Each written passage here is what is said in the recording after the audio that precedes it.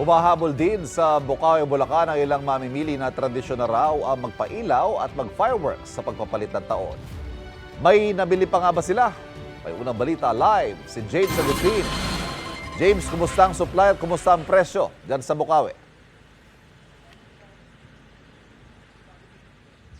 Ivan, good morning. Yung presyo ay kamukha pa rin nung kahapon at hindi na sila nagtaas ngayong araw na ito. At ang sinasabi sa atin ng mga mamimili ng paputok at pailaw, pampaswerte at pantaboy ng malas. Yun yung paniniwala nila. Kaya maaga silang dumayo din dito sa Bukawi, Bulacan para bumili niyan. Nagkakaubusan na ng supply ng ilang paputok at pailaw dito.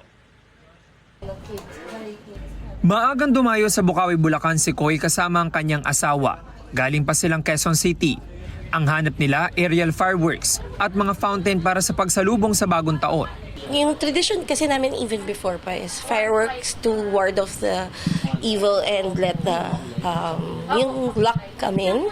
Tapos, well, ngayon kasi since my kids na rin ako, for them to be able to enjoy the lights once a year lang naman. Alauna naman na madaling araw umalis sa Batangas si Romzel. 15,000 pesos na halaga ng mga pailaw at paputok ang binili niya. Mas buhay na buhay yung New Year pag may ganito talaga sa amin. Kasi medyo malungkot kasi pag walang ganito. So nakasanayan talaga. Yearly na talagang ginagawa namin yun. Ano ho mga minilook forward niyo for 2025? More blessings. Yung saswertehan pa din yung buong natin, mga kababayan. Si Chuck galing pang Antipolo.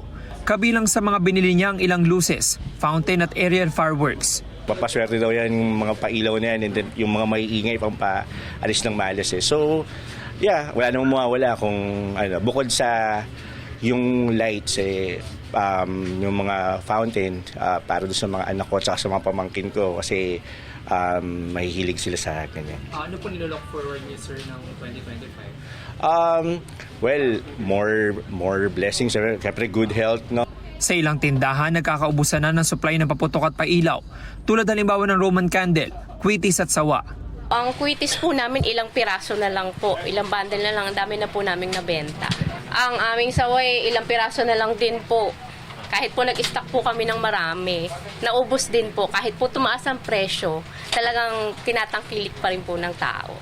Mabibili ang luces sa 100 pesos hanggang 300 pesos ang 10 piraso, depende sa klase. Ang kwitis, 900 pesos ang 100 piraso.